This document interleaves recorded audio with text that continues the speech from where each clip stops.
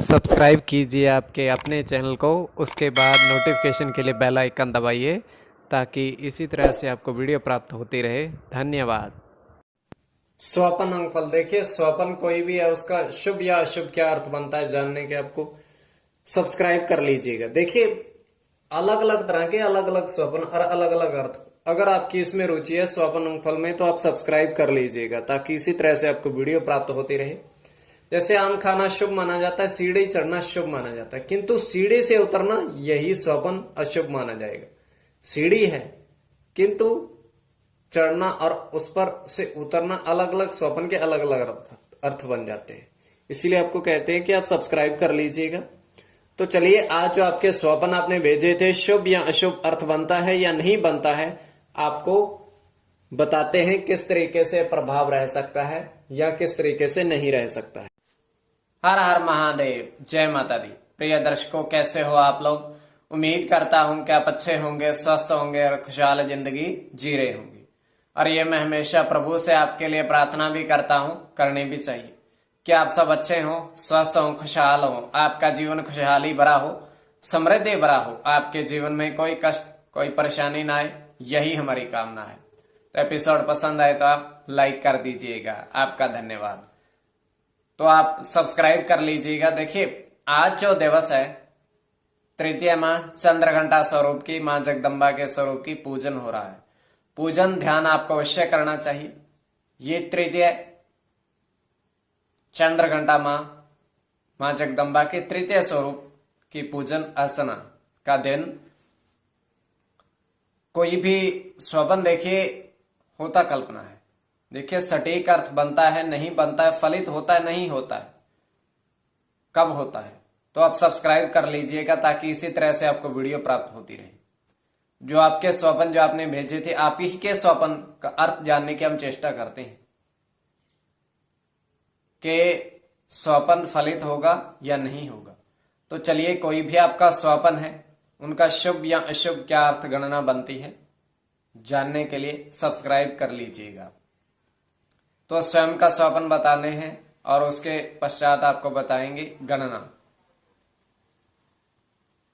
तो हम देख पा रहे हैं कि एक बेंच पड़ा हुआ है बड़ा सारा, और उस पर दो लड़के बैठे हैं और सामने क्या है, एक बड़ा सारा काले रंग का बोर्ड अंकित है, मतलब लगा हुआ है, और उस पर निशान लगे हुए हैं, मतलब अंक के निशान। वहां पर 3 और 1, 8 और 5, 7 और 0, 3 अंक ये लिखे हैं। और नीचे जो हैं वो लाइनें खींची हुई हैं। लाइनें गिनती करने के पश्चात 13 लाइनें हैं, वैसे एक एक करके। देखिए ये केवल सपने की बात है, सपने में जो देखा है। आगे आपकी दृष्टि के ऊपर इसको किस परिप्रेक्ष्य में ले रहे हो, केवल स्वपन कल्पना मात्र। चलिए आपका अगर स्वपन कोई भी है, अर्थ जानने की आपको जिज्ञासा है तो सब्सक्राइब कर लीजिएगा। चलिए आज के स्वपन का अर्थ, स्वपन फल जानने के लिए आप सब्सक्राइब कर लीजिएगा। तो देखिए प्रथम आपका स्वपन था, आपने कहा था कि आप 2 किलो चीनी खरीद रहे हैं और आपने 40 रुपए प्रदान किए चीनी के। तो देखिए चंद्र के अनुसार गणना और चंद्र के साथ आपका राहु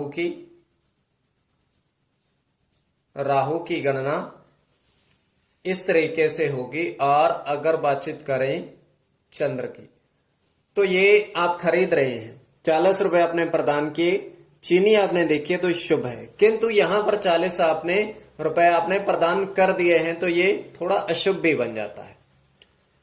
तो द्वितीय स्वपन जो आपने कहा था, तो आपको बताते हैं द्वितीय स्वपन क्या प्रभाव रह सकता है। द्वितीय स्वपन का आपका तो द्वितीय स्वपन में आपने देखा है 3:06 का तीसरे पहर चौथे पहर का आपका स्वपन है, समाप्ति का समय आपने लिखा है। तो आपने कहा है, आप देख पा रहे थे कि एक टोकरी में